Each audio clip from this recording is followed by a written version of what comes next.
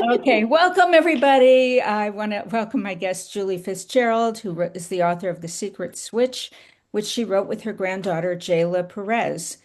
And I love the cover of this book. The illustrations are absolutely adorable, Julie.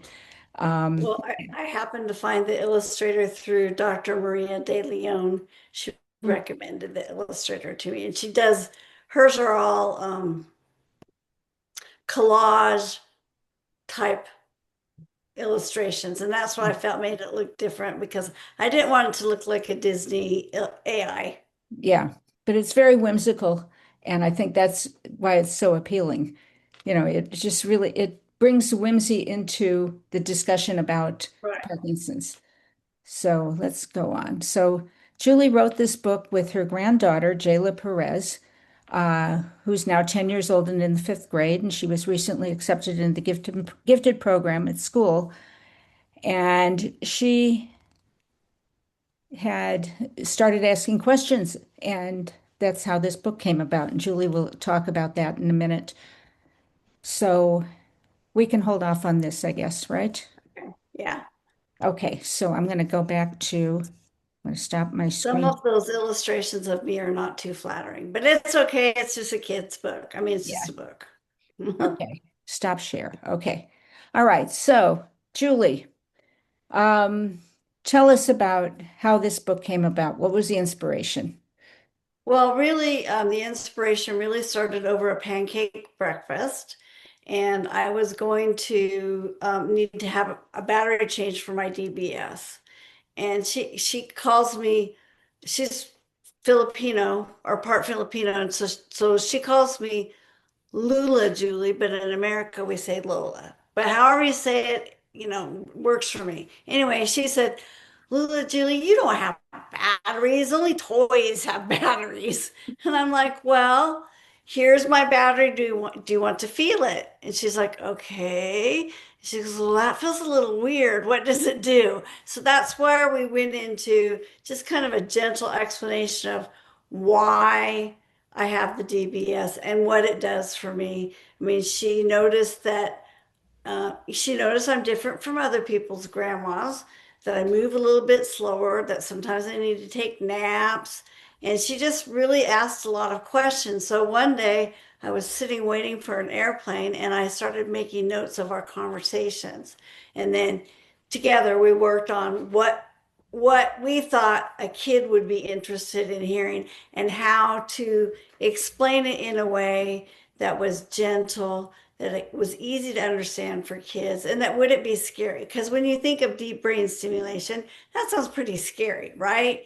But in the book, we just touch on it a little bit, and it just tells me how it helps, but not really going into the detail of probes or anything. So I wrote it originally thinking that it would help people with YOPD, but then I quickly realized after it got out that it really helps with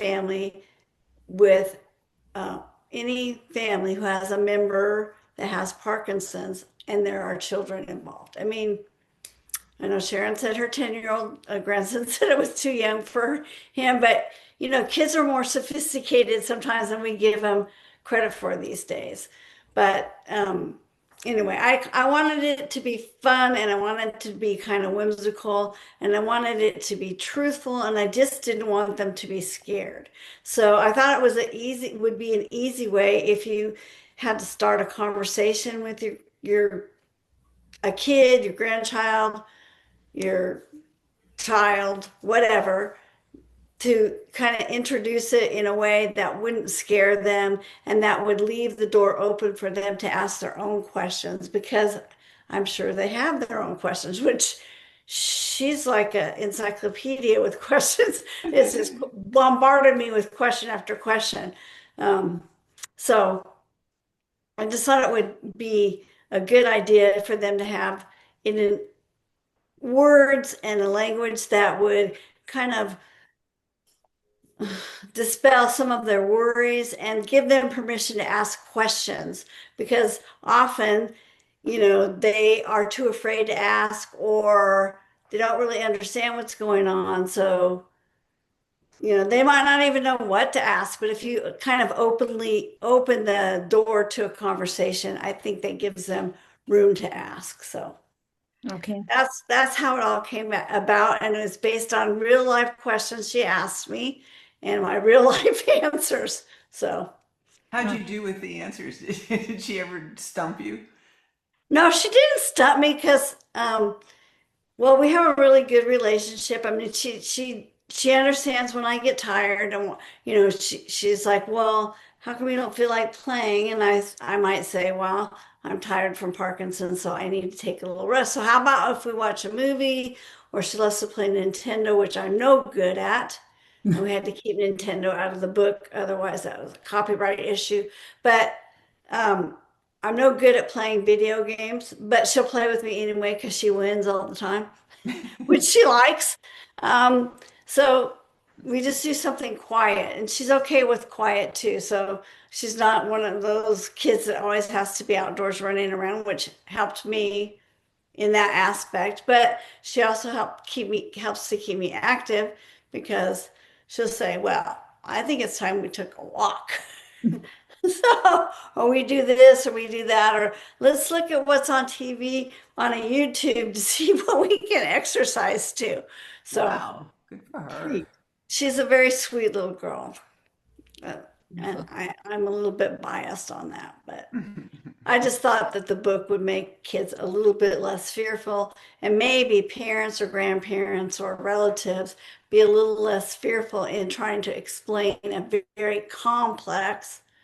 It's hard enough for us to explain it to ourselves, right? So I Right. thought it would be helpful for them to be able to explain it. You just kind of open the door and be able to explain it and have a conversation with the kids and say, "Do you have any questions?" So that's where we left space at the book for them to either draw or write questions that they Oh, might that's want cool. to ask. Okay. I'm going to That they show a didn't. couple pages from the book just so that we get you get an idea of and let's see. We're going to share this. I did it right this time. All righty. I think. Let's just get You back to did. our slideshow view. Okay. No, continue to share. Why is it? See, they're doing all these weird things. Okay. Mhm. So there's a page, the beginning it says, what is Parkinson's disease anyway? And she goes on to describe it here. But look at this illustration of That's the neat. brain. And at It- first I thought that that illustration might scare kids, but I asked the expert Jayla, and she said, "No, it's not scary at all. I think it's really cool." yeah. So we left it in. Yeah, I think it's great, and you can go into a lot of detail in talking about what's happening in the brain here. Right. That's terrific. And then an explanation on tremors, Love like that. tiny earthquakes. Isn't that wonderful? That's Look at wonderful. those Mhm. tremors. I love it.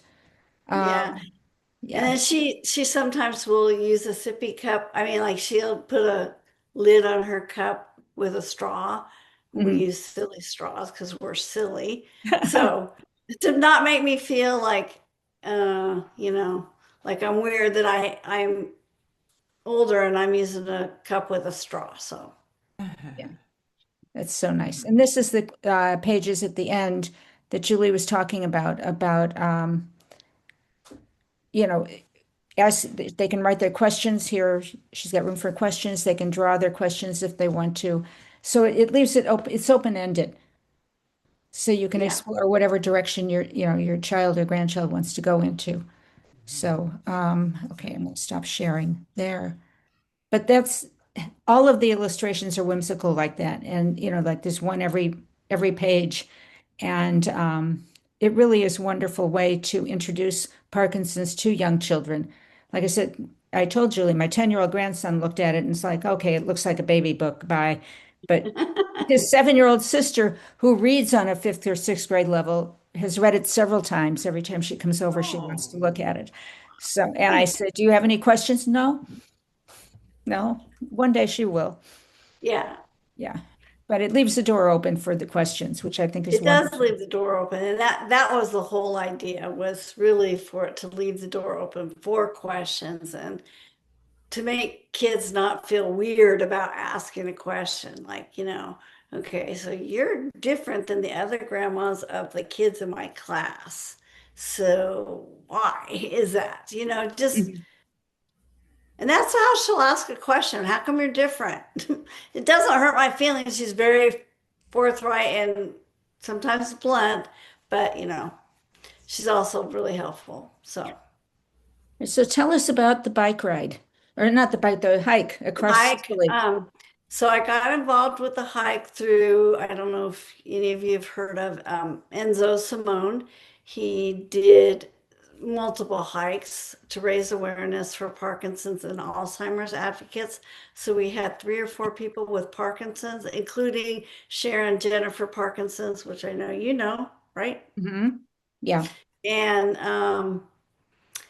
and it was 120 miles. The lowest degree during the day was 115. So, and at one point we had to walk through a solar field farm, and there were all these bugs swarming like in every orifice they could get in.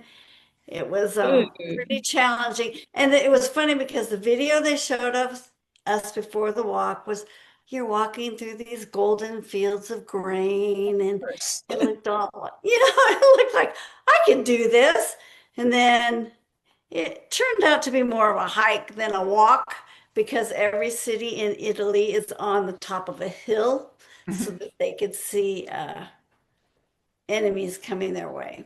So it was strenuous and it was hard, but it really brought us all together. I consider everyone that went on it a part of my family.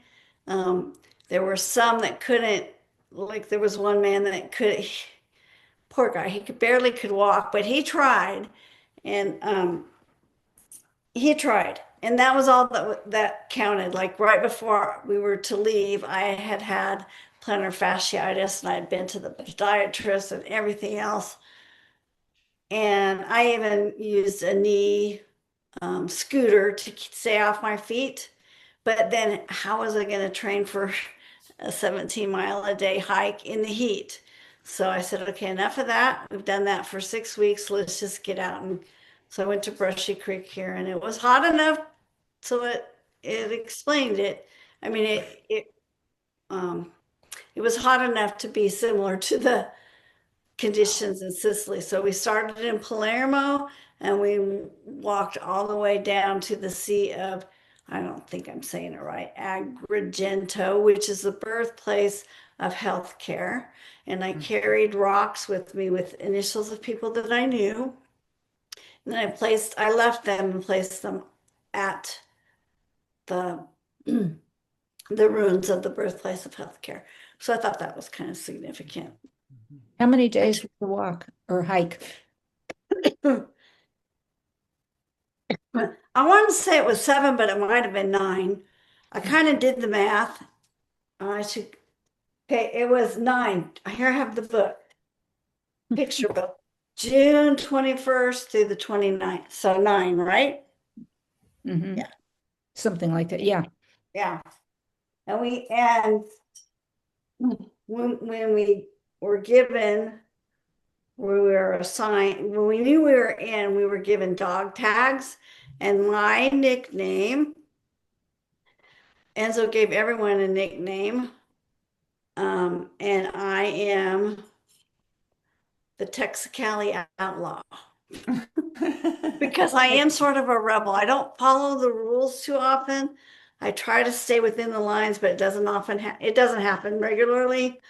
I don't mind pushing buttons, and that's where it helps in going to Capitol Hill and fighting for change for us because I need to they need to see who we are in before I went on the hike, I worked with a state representative and we wrote a House resolution, which was read on the floor of the Capitol building here, and we got to be on the dais while it was read and approved. And then we got a private meeting with the House Speaker and his brother, whose dad had Parkinson's. So we each got to tell our stories, and so that was really cool.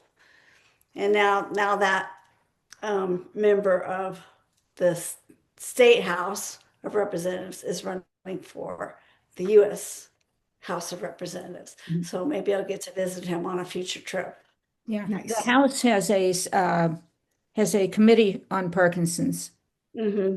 You know that if your representative is not, I forget what there's a Parkinson's coalition or something, and Right, you should check to see if your representative is in that coalition, and if they're not, write to them, call them, and urge them to become part of it because it's really important for funding. You know, our funding has been up and down the last few years, right. and we never know what's going to be, you know, what research is going to be continuing. Although I don't know that the research is doing us much good these days. Yeah. We're not Well, getting.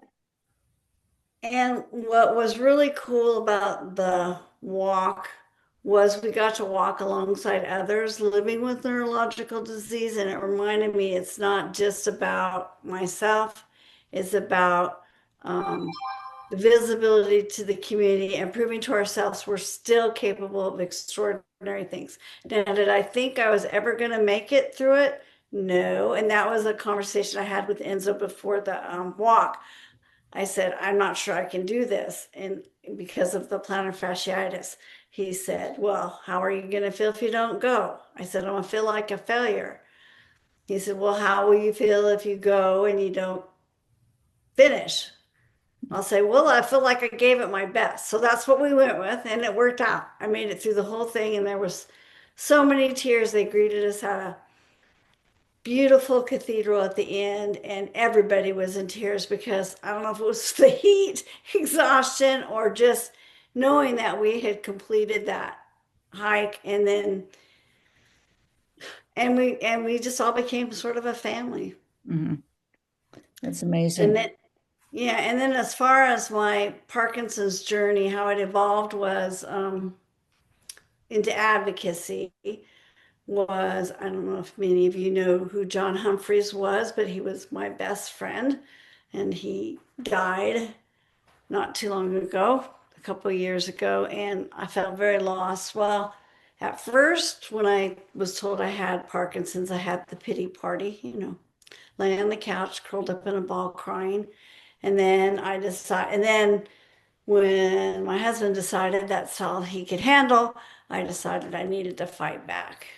And so I started boxing, and it was wonderful to picture his face on the bag as I was hitting it, because that was really my only comeback with it. Um, and then I thought, at some point I reached out to John, and he was known for being a advocate, a very vocal advocate.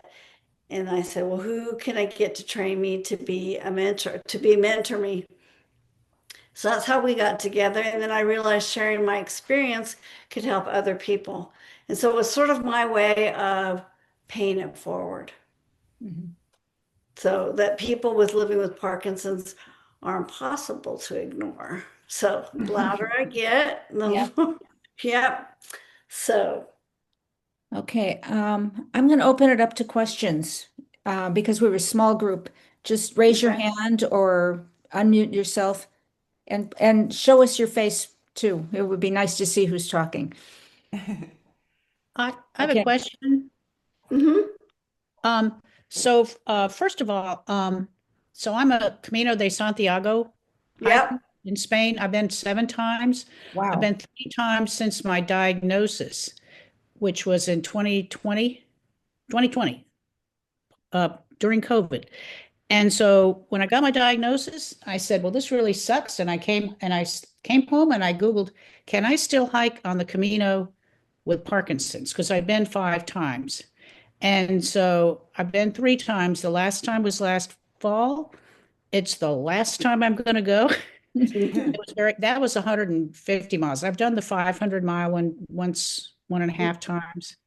And I had to take the taxi a few times, and that just kind of deflated me. But walking is great, and the fact that you did that is great.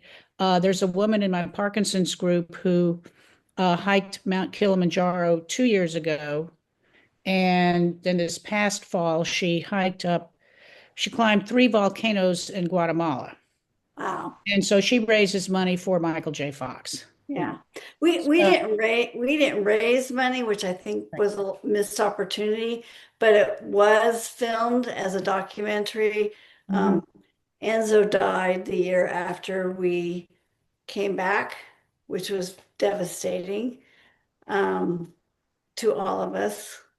And so it took a while to get a documentary put together, but it will be shown at the WPC. Oh, So, wonderful. Wonderful. does so it have a name?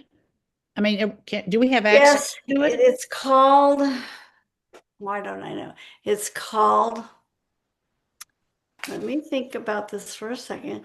It's called The Pilgrimage, The Pilgrimage to Shoot. Not shoot, but Carol Chesney did the Camino as well as several times, and we were on a tour of northern Spain and Portugal, and we were followed the Camino for quite a while, and we ended up at the church where it Oh, yeah. ends, where everybody walks in. That was so inspiring. it is. The churches there are very beautiful. The name of the documentary is Journey to be, no, The Pilgrimage of Enlightenment, The Journey to Becoming an Advocate. And Enzo had done like 10 mountains, 10 years. So he did hikes to Machu Picchu, Mount Etna, Mount Washington, this one, and another couple of ones. And in his place now, um, well, her name on her dog tag is Eileen Strongfeather. I don't know how she got that, but she's been organizing walks and hikes since he's passed. And so they've gone to the Camino Santiago, they've gone to Ireland. I'm not sure where she's got up her sleeve for the next one, but I'm going to try to make that one. Yeah, well, it's amazing what you can do, even though you think you can't do it. Yeah. And I My think intent was, that's what, yeah, my intent was to do it one time, and I ended up doing it two more.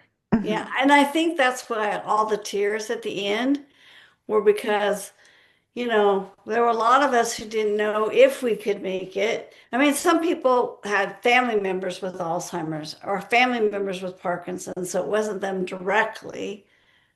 But the ones that were affected, we had a young girl who's now 40, and all of her family members have died of Alzheimer's at very early ages, and she has early onset Alzheimer's.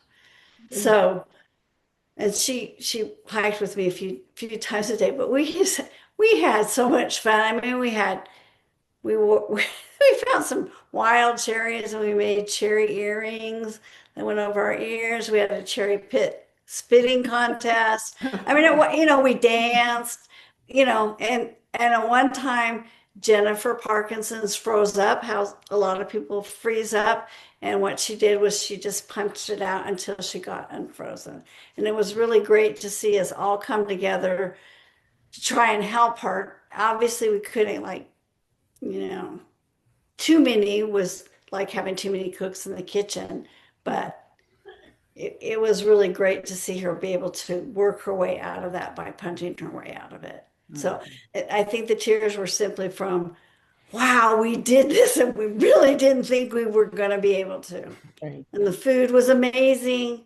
Um, we were treated at night to almost always to a free meal in the piazza with gelato and cappuccino in the morning. Wow. How And it bad. was lovely. I have one quick question about your book. Mhm. So I edit the newsletter for the Parkinson support group in Asheville. So we have about 200 members. Mhm. That's not paying members, but anyway. So this is a newsletter it's been pretty involved over the last 4 years, but as I go along, I'm going, I'm too tired to do this. And once they get somebody's name in there, I'll never ever get anybody to replace me.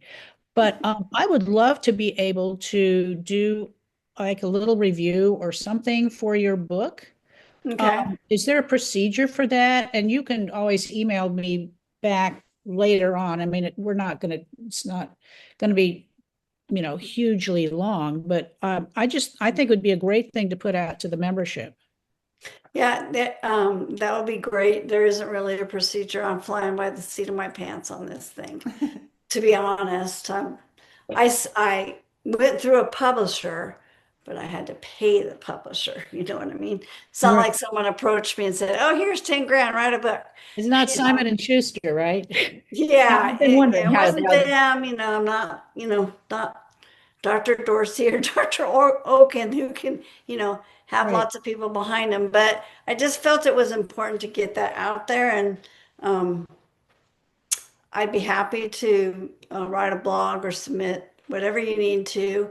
And and you I have the have a friend recording who of this lives as in, well. I She have can a use it. friend, I I'm have a sorry. friend who lives in Florence, outside Florence, in Latta. You know where Latta is? Latta. Mm-mm. Anyway, I might go visit them and then maybe I could even come and talk to your support group. Oh, in North Carolina? Well, What? Lotta is in North Carolina? I think Lotta is in South Carolina near Florence. That's South Carolina, right? Right. And then, but I also have a friend in North Carolina also, but I can't tell you what city she Right. lives in, but she Okay, just well, moved I'll there. I'll contact you because have we got an email or something that we Okay, You want to put it in the chat, Julie? sure. And Okay. actually, if you could put something on Facebook about it, that would be awesome. Let's try to remember my name right now. I just want to show you this. There it is. The adventurer. Oh, I was trying to get her to make me smaller, but I love it. Oh, it's I cute. love it. I'm trying to, I gotta use AI and I want to make myself a superhero, yeah, you know. I know everyone's doing those chat GPT people things Yeah, that makes them into a person. I haven't figured out how to, I guess you have to upload a bunch of pictures. I So, guess. I don't know. I'm trying to figure it out too. I'm too old for this. My brain is too fried from Parkinson's to be able to figure it out. Yeah. will try writing a being the editor of a newsletter. Yeah. yeah, Well, Friends, Jane, I write this blog every week, right. every other week. It's like some weeks it's like, okay, what am I going to write about? I have no Right. idea. And nothing happens, so I may skip a week or two. And then other Mhm. times I get ideas, boom, boom, boom, boom, boom. So, right. I get it. Being an editor, it can be hard. I, It's I get hard. I get We your Right. feel your pain. yep. Um, Anybody who's written. And speaking of feeling pain in writing, Michael Oken spoke to this group on Friday, and he said the most important thing you can do is tell your story. And if you want to write your story and send it to me, I will either publish it online, with as a part of a blog post, or maybe just gather them and put together some kind of a book in some kind of form. I'm trying to figure this out, what to do with all of this stuff I have. I have 11 years of blogs. There's got to be something in there that I can pull out, tease out, but it's right. like, how do you do it? You know? I know. It's how do you get it to gel all together? I mean, Yeah. everyone's different, but it's I know someone who wrote Voices of Resilience. That's Yeah. okay. But something along that line, Hmm. I think would be awesome. I wrote a blog for, I don't know if you've heard it's a small foundation or smaller, but they raise a lot of money for the Michael J. Fox Foundation and they give money to the Emory and they established a fund for fire victims in California. It's called Drive Toward a Cure. I put Oh it in yeah. my Oh, book, yeah. Drive Towards a Cure, but it's Deb Pollock. Hmm. She's an awesome, awesome Yeah, she person. was at my house a few weeks ago for a meeting. So, yeah, She's a great person. And she's I terrific. met her through John because she was here on a drive and it was close enough for us to go and meet her. And she loves dogs, so I had my service dog with me. And so that's all it took Oh. for us to be friends. Mhm. Okay. I Any have other a bunch of, questions? yeah, I have a bunch of questions, Sharon and Julie, based on everything I've heard so far. But going back to the documentary, is it available? Can we find it on YouTube or Netflix or? It's not available on YouTube yet. I'm Okay, supposed to be getting a copy of it. I think they wanted to wait. Well, first they entered it into several film festivals and it did win a few awards. congratulations. And then we had to wait till that was through. I really wanted them to enter it into South by Southwest, but that didn't happen. I mean, there was just this stays in this room, right? Enzo took his own life, and that was devastating for the rest of us because he always told us to never give up. And it was really hard to come to grips with that, although I don't know what demons he was fighting. Um, but it took us, and the editor of the film is his cousin. So it really knocked him for a loop. So it took a lot longer to get where we needed it to be. But it will be shown at the WPC, and I'll be there to talk about it because I don't think anyone else is going or got in. And uh, The documentary is going to be presented at the uh-huh, WPC. Oh, it'll well, be in the film room. congratulations. That's amazing. Thank you. And then the book will be in the book nook. Oh, And cool. although I can't sell at the WPC, that doesn't mean Yeah. I couldn't sell them at a restaurant at happy hour. Exactly. We are going to be having, for Twitchy Women, we're going to be having some kind of a reception after the opening. You're Okay. welcome to come and bring your books. Okay, great. And I'm going to have t-shirts. Whoops, as I fall in, I Cool. get up. This is our new t-shirt. Anyway, Oh, I like all it. right. We're actually going to have it here. It's probably easier this way. We're going to have a t-shirt sale again in March because these are going to be our official t-shirts for the WPC. We have Oh, cool. 70 people signed up under Twitchy Women. That That is is so 70 awesome. cool. plus. Yeah, Susan, are my you? t-shirt's in Michigan still. Yeah. So if you're going and you're not already part of Twitchy Women, you didn't put that down as your organization, just let me know and we can add you to our group. Okay. Because that way you'll get to you'll find out what we are doing. I don't know we have somebody working on the reception. It'll be a dessert reception that Sunday night. And then we are going to have a table in the resource area for Twitchy Woman. We're just basically going to be a gathering spot.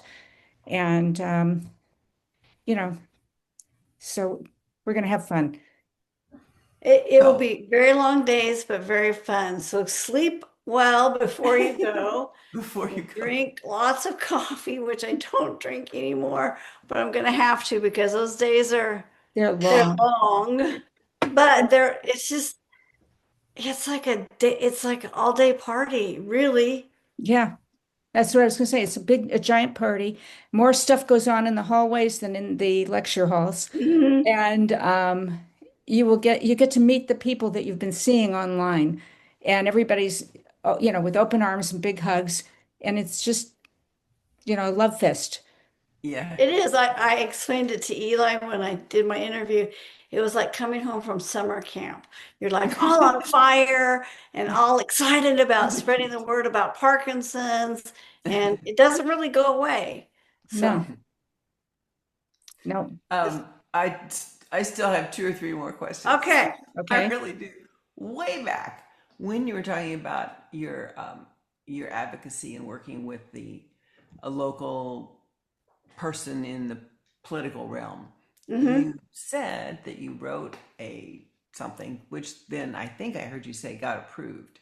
Is Yes, that yes, I it live was in that Texas House also. Resolution 1078, and I wrote it with the staff of Steve Toth. Oh, right. Okay. And I added a lot of things in there about the cost of the burden that we bear cost wise of having a chronic illness, and it's not met by Medicare, Social Security, or anything else. And a lot of things are not covered, like, if you can find a counselor who accepts Medicare, Good. yeah, it Good would be luck. one in a million. If you can find, I got diagnosed with prediabetes, and I wanted to see a nutritionist because, okay, you got to plan no protein, taking your pill, no protein, taking your pill. And how are you supposed to do that and manage keeping your blood sugar regulated? Well, nutritional counseling is not covered by Medicare, Mhm. you know. Yeah. And Yeah. then what's thrown me for a loop too is I live alone, other than my dog, who she's still a service dog, but she works really only for treats. So if I fall and I don't have a treat on me, she just looks at me like, get up. Yeah. But she's Mine 10 is there in now. the background on sitting on the pillows. Yeah. Oh, I Yeah. see. Yeah. Yeah. That's funny. Come here, Hopi. Come here. Come here. Come on. Up. Get in the picture. Oh, hi, Oh, gorgeous. What? Wow. what Get is he, here. Come on. golden? Is he a She's a golden? golden doodle, Yeah. Hmm. and she will be 11 in December. Ah, Was she Uh, trained specifically for Parkinson's? She was trained as a service dog, and then after we were matched as a pair, they took her back and trained her for what I needed her for, which I got her a little bit maybe too early in my progression, but the waiting list was so long, and the only organization I could find in Texas that was semi-affordable, she was $10,000, which is affordable in the land of service dogs. Um, Right. they run about 25 to $50,000, wow. I which did is an unfortunate. Well, yeah, I did an article on the newsletter for some of our members with Parkinson's who have pets. And so this one guy, I think he'd been kind of a broadcaster or something. So he had probably a Labrador of some sort. And he sent pictures of him riding down the street in New York City in a pedicab with he and his wife and the dog sprawled across their lap. And they went to several plays on Broadway. And I said, well, where did your dog go? Oh, just sat underneath of the seat. I Yeah, said, "Well, yeah. wasn't scared with, loud noises and, music." And he said, no, she just slept the whole time. Now, the But, only thing that distracts Hope is a squirrel. oh, Even if you say the word squirrel, her ears going, right. say, here she comes. Did you hear SQUI. squirrel? We Did were you on hear a squirrel? flight from Montreal to LA, and there was a service dog across the aisle, big dog under the seat. And he sat there the whole time, didn't move. They're trained to Yeah. do that, and it's just amazing. Mine wouldn't. Well, she's good. I'll take her out. I go to get my nails done, or I go to get my hair done. She sits under the chair almost the whole time. Yeah, and that flight attendants are always telling me, well, you got to sit in the bulkhead seating. She won't fit underneath the seat. I'm like, no, she's 45 pounds, but she can curl up into this little tiny ball, and Yeah. that's where she sits, and it works out pretty well. But I do have a funny story. I went in an airport. I had her with me, and I went to order a Starbucks, and the sweet little barista girl says, I don't know if you can see the menu or not, but it was just I That's kind of really laughed to sweet. myself. Yeah, I can see, but like, that's just the misperception of people Oh, seeing a she service thought, dog oh my and gosh. thinking that it's only Right. for No, blind or deaf people.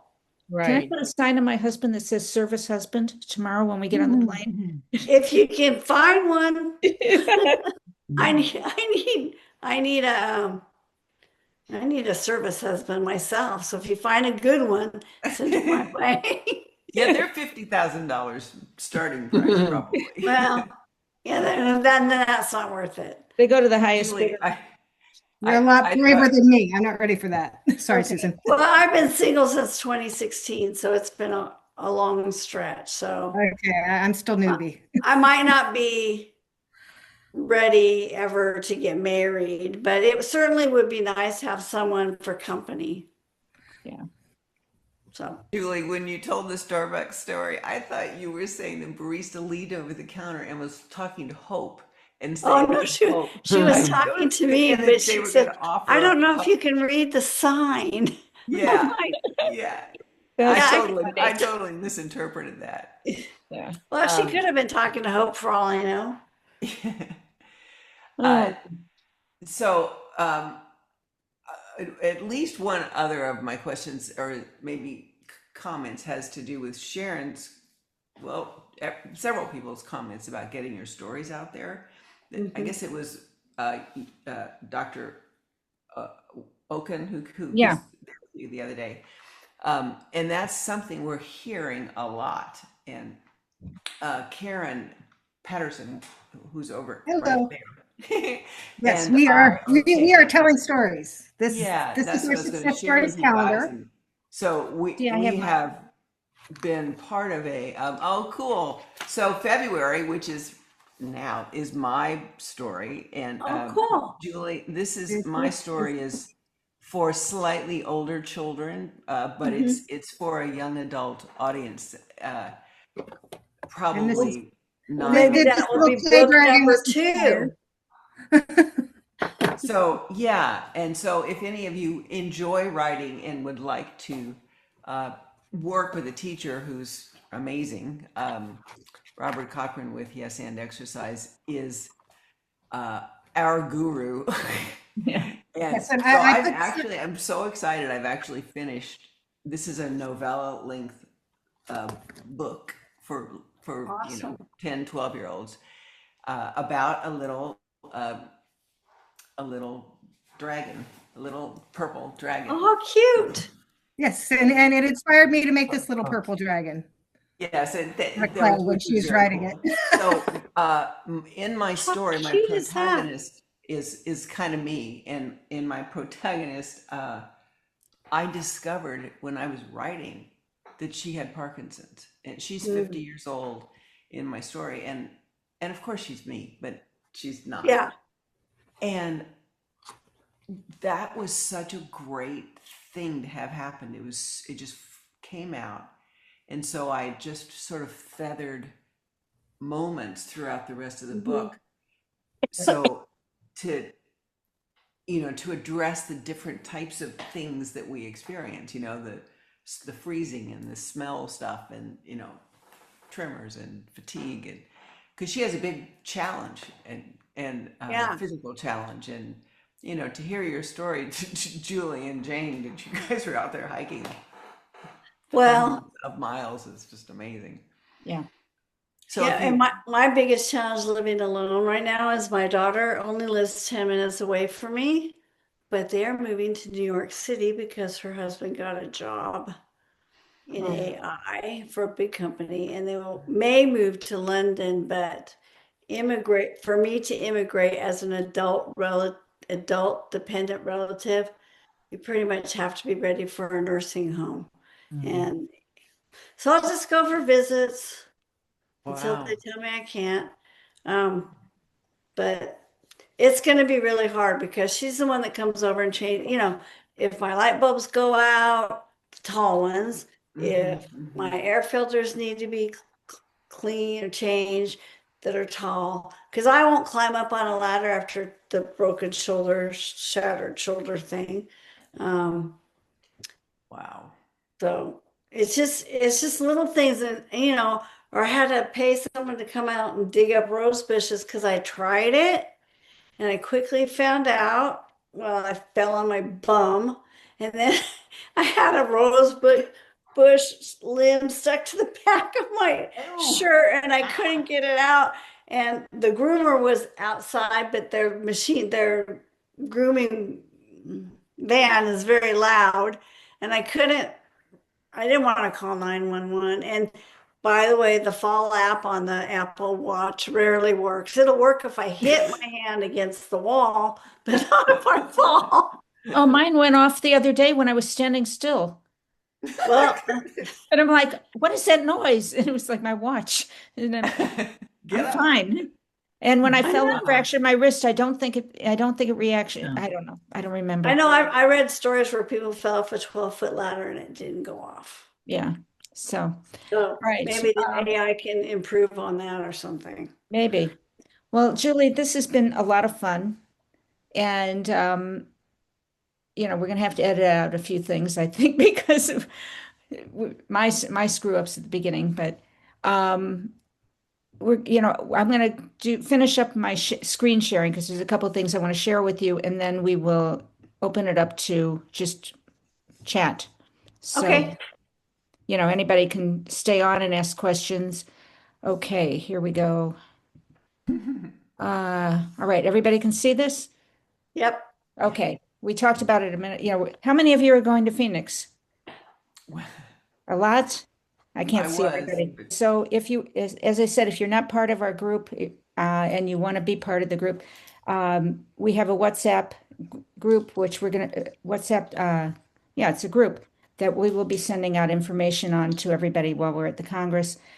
Just email me and tell me you want to be part of Twitchy Women, or and we will take it from there. What's your And email? I don't have it. twitchywoman18@gmail.com. Oh yeah, I do have it because I emailed you. Hello. Hello. And I thought I put in a slide. We have next month. Oh, shoot. Okay. Turn Two is an AI service for people with Parkinson's, by the way. If you're interested, it's $2 a week and they send you, it's really a good service. Lots of good information on Parkinson's. And we have 2 support groups online on Tuesday mornings. Anything Goes with Shelley is open to everyone. And Sunday mornings, we are now at the Sunday Morning Breakfast Club, according to the women who were on last week. They decided that's what they want their name to be, and that's for Parkies Cool. Without I Partners. missed that one, but yeah, that sounds neat. Parkies Without Partners, and we meet on the first and third Sundays of the month at 11 a.m. Eastern time. So it's 8:30. No, is that wrong? No, 12:30 11:30 is Eastern. Eastern. So it's And 8:30, 10:30 8:30. Central and Yeah, 8:30 to 8:30. 9:30. Yeah, it's 8:30 a.m. And we Pacific. sometimes show up in pajamas. It's okay. Yeah. It's kind of So, early here. and I thought I put a slide in about our next speaker, who I thought it was here and I didn't do it. We have a speaker. Let me stop sharing. Next month we have, oh shoot, what's her name? Whittingham. Sarah Whittingham. Sarah Whittingham, who has a new book out called "Oh Crap, It's Parkinson's," and she has a character that she uses called Twitch McGriff, I think. So we have Twitchies coming from all over the place. And So I thought her marketing tool of sending out those red and white socks It's yes, was adorable. awesome. And yeah, so I need something like that. So if you happen to read my book, yeah, please I have put a some. Facebook post that say it's awesome. Even if you hate it, just say it's awesome. Because the more word I can get out, I'm supposed to be recording a video for YOPN, but I've recorded 4,999 of them, and none of them seem to be what I want it to be, or I'm looking off reading or something. So I'm going to have Jayla come over and and have her do it with me because she'll just be like la la la, Oh, that would be adorable. and I thought it would be cute, and people might catch up with it. Plus, Sarah's going to be on the advisory board for the End Parkinson's plan, Yeah, Nice. yeah. the So she was bill. one of the people she was featured in the book. Yeah. So she's great. She's a doctor, retired doctor, and so she wrote this book, which I should be getting while I'm on vacation. It'll be coming, but I'm looking Okay. forward to reading it. I want to hear what she has to say. But as I said, Michael Oken the other day said, just keep telling your stories. We need your stories. So I'm happy to collect them. Just send them to me at twitchywoman18@gmail.com, and we'll put them together in some form, all either the whole thing or pieces of different stories and do something with it. And And also, Drive Toward a Cure has a blog. It's called Hope in Motion. So if mhm, anyone wants to put something there, yeah, I'm trying to come up with something for you, Sharon, too. Which part of my story would fit with everything you're doing? Thank you so much. I also put a bunch of stuff in the chat about Robert Cochran's documentary that's also going to be at the WPC. He's offering free screenings for shortstop between now and then. So if you have a support group or any type of group you're interested in that, either reach out to me or him. I put my email in the chat, and our success story summaries is on the website under the success stories tab. And you can get one of these calendars still if you sign up to be a sustainer. So please check out the website. Thank you so much, Julie. I'm so glad to meet you again. I'm so many meetings. I understand. Yes. But I know that's where I've seen you before at one of his yes ands.